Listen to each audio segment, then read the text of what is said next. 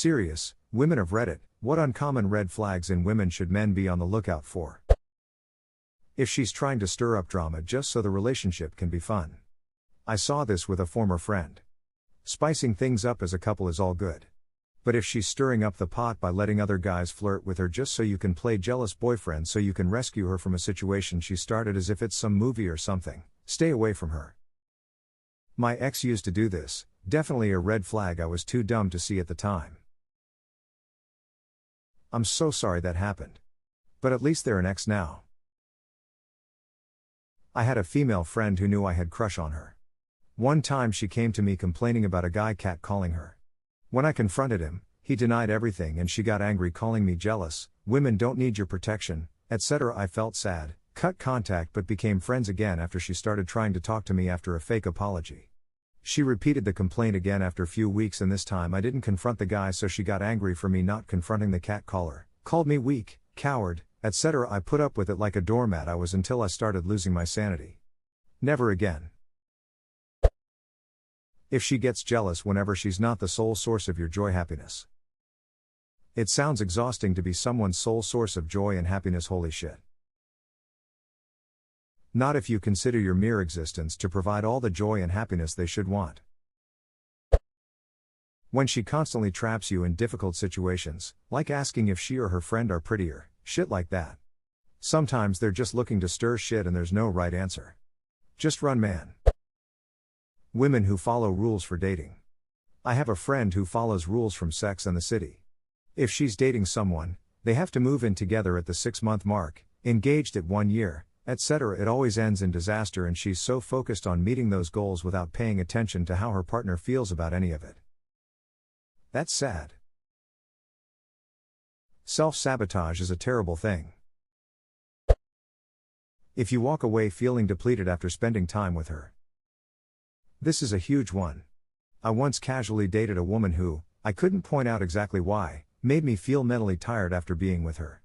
The relationship didn't last, of course. Every day my ex would come home with 99 problems that happened in her day.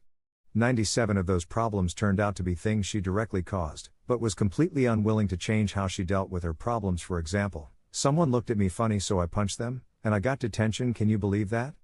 I wish I was exaggerating, but that was actually one of the things she complained about one day.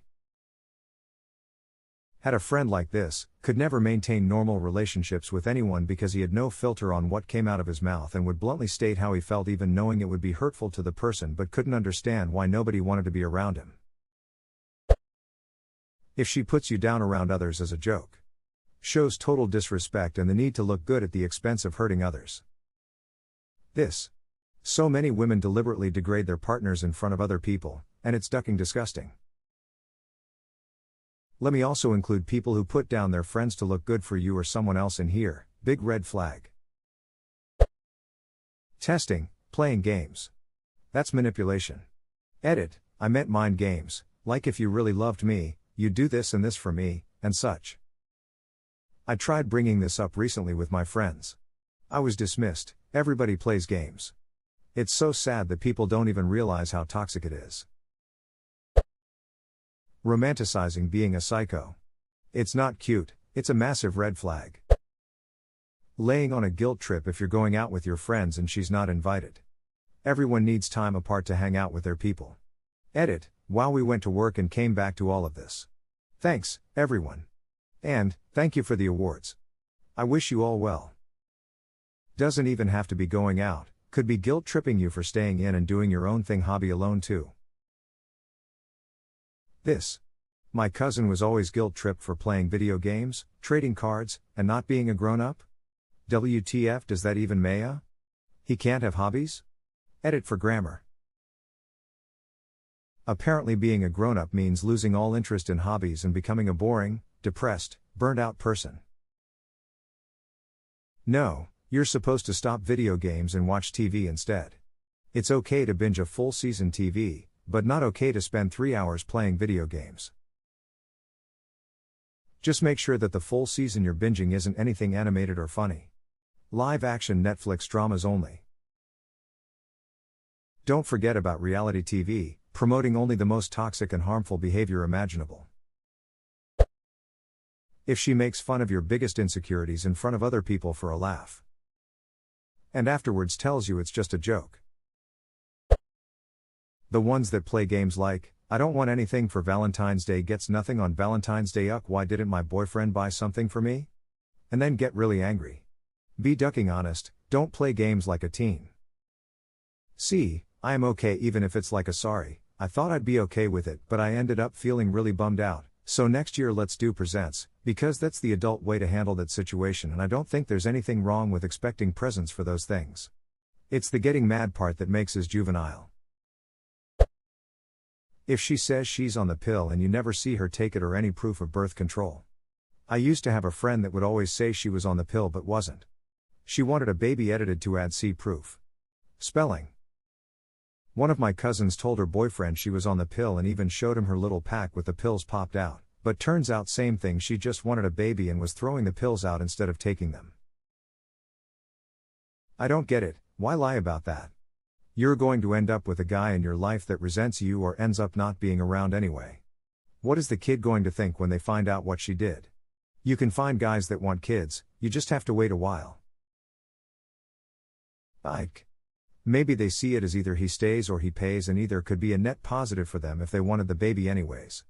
Definitely something you have to not care about your partner's feelings to do no matter how they rationalize it.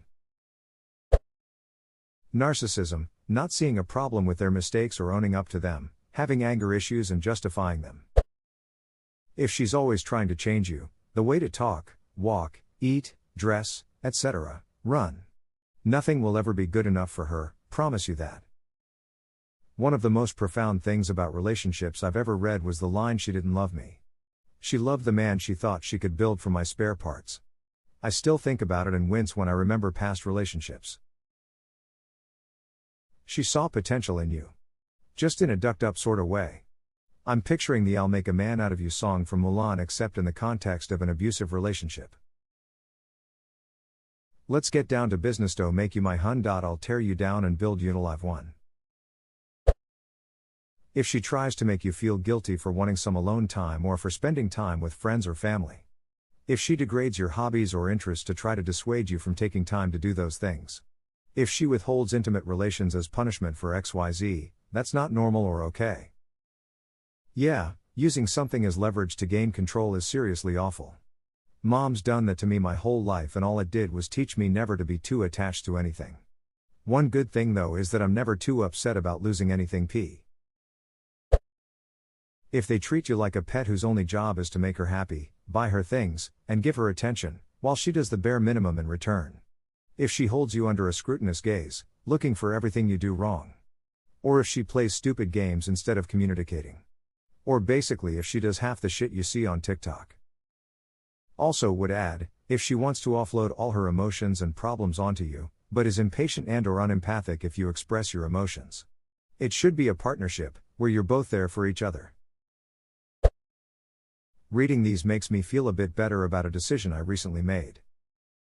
Same here, man. Always deflecting the blame when you confront her about any sort of issue, no matter if directly caused by her or not. And using the classic I know, it's all my fault, isn't it? Fake, sarcastic apologies in general, yeah. Especially when they try to paint themselves as the victim at the same time. Women who put down other women, if she is always insulting, being nasty about other women to you, that's a red flag. It shows a lack of self-esteem and jealousy issues. While reading these, I realized I used to be the crappiest girlfriend ever. Edit, thank you all for your warm and encouraging replies. We all do stupid things when we're young and don't know better. However, youth shouldn't be used as an excuse for hurting someone either. While I cannot change my past self, I'm going to work hard not to take her into my future relationships.